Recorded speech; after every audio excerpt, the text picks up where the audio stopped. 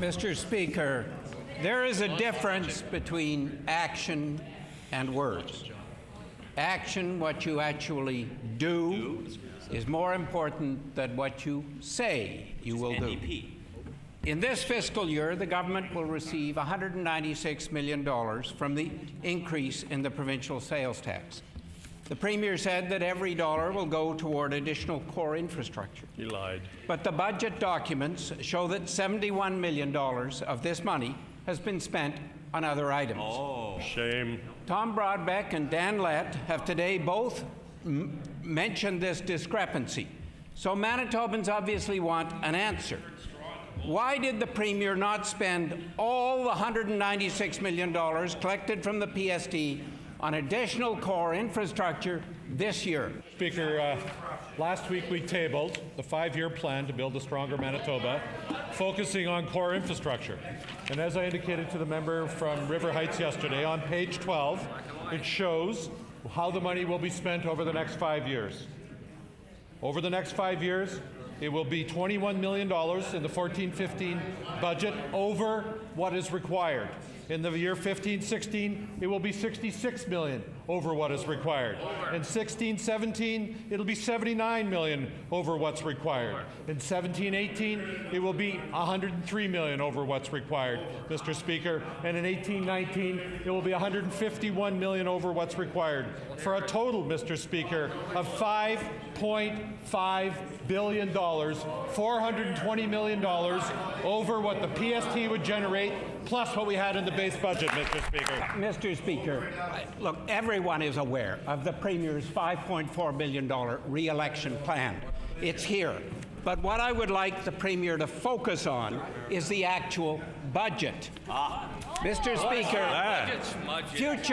future commitments to make up the shortfall in infrastructure spending are not all that meaningful, coming from an NDP government that has consistently underspent on infrastructure and overspent elsewhere. Misled. Manitobans are very skeptical of the Premier's future promises, given that he's broken so many in the past. I ask the Premier, why did he not act as he said he would to spend every dollar collected from the PST on additional core infrastructure this year? The 5-year plan is completely congruent with what's in the budget on page 16. Priority area, the 5-year core infrastructure program. It shows $5.567 billion of expenditure, $5.1 billion in the base with an additional $420 million over the next several years. It's all laid out. We're ramping it up. We're making major commitments. You saw one in the newspapers today on the Headingley bypass. That's right. Significant commitment. One of the busiest arteries in Manitoba. It will directly connect up to Centerport Way. It'll connect up to Centerport, which connects up to the perimeter, which connects to Highway 75. It'll move goods and services in Manitoba, create 58,000 jobs, and grow the economy by $6 billion. What's he got against the plan, Mr. Speaker? Mr. Speaker, the Premier, just like he did in the last election, is now already talking about his re-election plan, which, as I emphasize, action, what he actually does and did this year in failing to spend all the money collected from the PST on additional core infrastructure is actually much more meaningful assessment of how well he's doing. It is particularly problematic that actually delivering on his 5-year re-election plan depends on his getting re-elected, something that's hardly certain.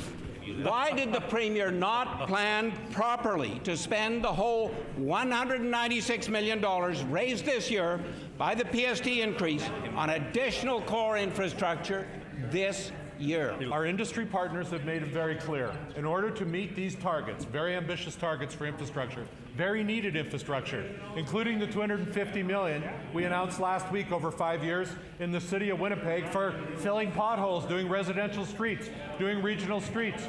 We will have similar announcements in rural Manitoba. We did Victoria Avenue last year in Brandon, Mr. Speaker. We're working on the Daly Street overpass, and we've done flood protection all throughout the Assiniboine Valley, and we will continue to do that. The announcements we're making: paved streets this spring.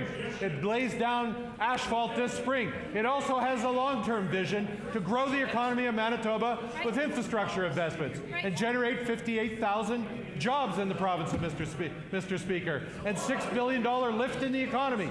The member opposite, I hope he votes for the budget, because then he will see the money flow as we ramp up this program to build a more prosperous Manitoba in the short run and in the long run, which is what we need. A clear vision and a plan for the future.